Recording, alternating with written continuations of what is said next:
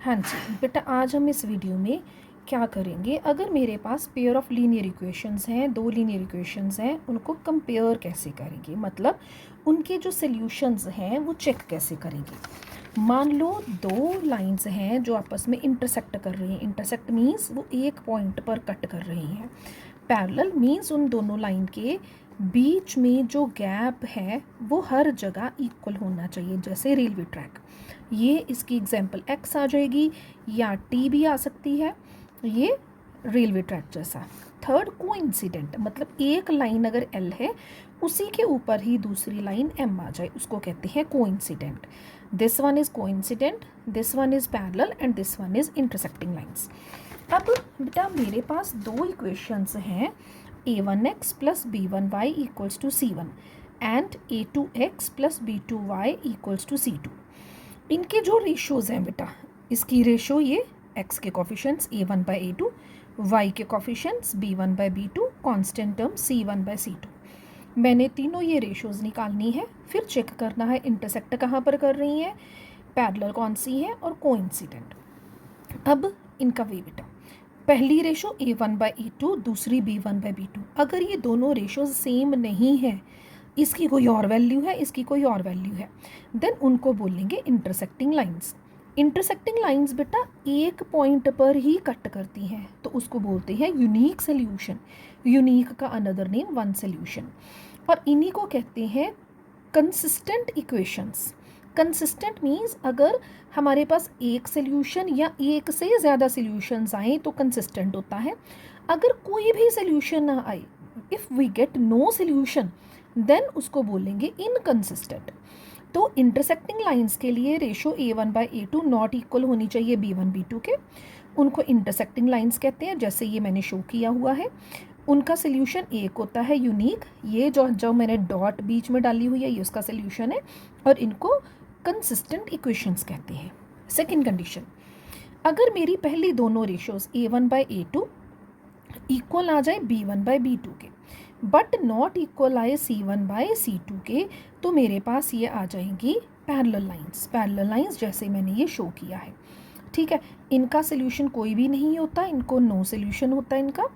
और ये inconsistent lines, मैंने बोला अगर सोल्यूशन कुछ भी ना हो तो इनकंसिस्टेंट लाइंस होती हैं, ठीक है। देन थर्ड हमारे पास है, सेकेंड वाला दोबारा बता रही थी बेटा, पहली दोनों रेशोज इक्वल आई और थर्ड वाली नॉट इक्वल आई। तो पैरेलल लाइंस जैसे मैंने शो की है, अब पैरेलल लाइंस कहीं भी कट नहीं करती तो इसका नो सोल्यूशन आ गया।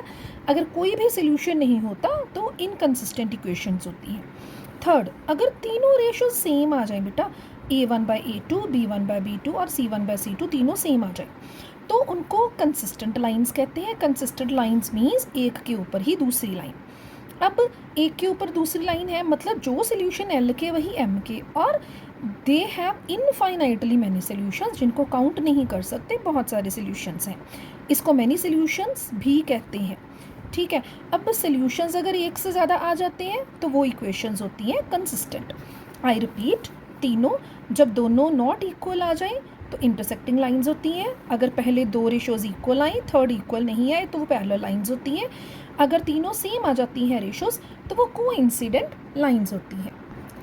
अब इनको बेटा हम अप्लाई करके भी बताएंगे। सेकेंड क्वेश्चन का फर्स्ट पार्ट, मैंने इक्वेशंस लिखी हुई हैं बेटा। पहले x के कोफिशेंट्स मतलब a1 और a2 5/7, फिर y के coefficient b1 by b2 with sign लेना है बेटा -4 and 6, -4/6। Then c1 by c2 constant terms again with the sign 8/-9।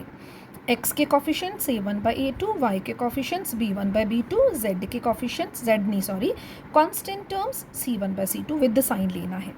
अब इनको कंपेयर करते हैं, पहले दोनों देखे मैच किए। ये 5/7 है, ये -4/6, दोनों सेम नहीं है।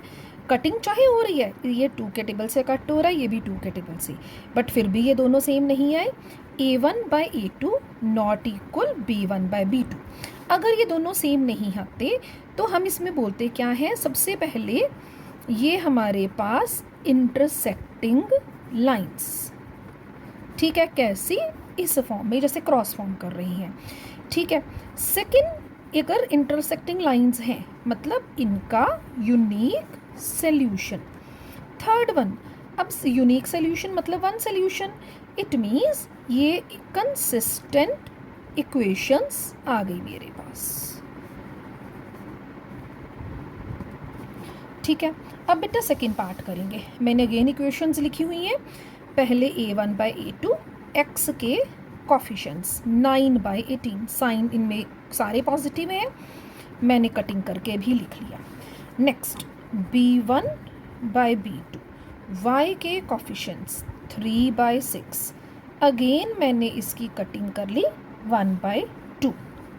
c1/c2 कांस्टेंट टर्म्स बेटा 12/24, अगेन कटिंग की 1/2।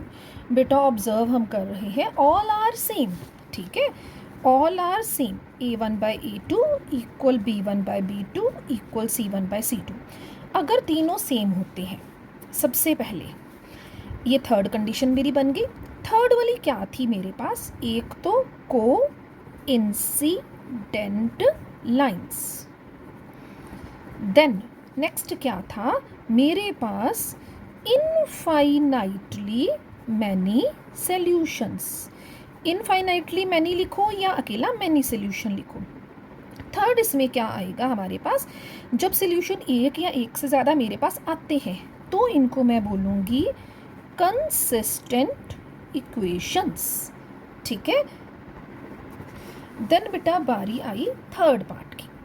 अगेन x के कॉफिशेंट्स a1/a2 6/2, कटिंग की 3/1, b1/b2 y के कॉफिशेंट्स। ठीक है, ये आया -3, इधर y के साथ कुछ भी नहीं है। जब कुछ भी नहीं होता मतलब 1 होता है तो मेरे पास बन गया -1। आई रिपीट, x के कॉफिशेंट 6 और 2, 6/2, कटिंग की 3/1।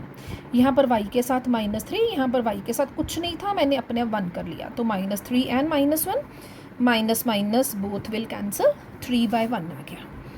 देन बारी आई कांस्टेंट टर्म्स की, c1/c2 10/9।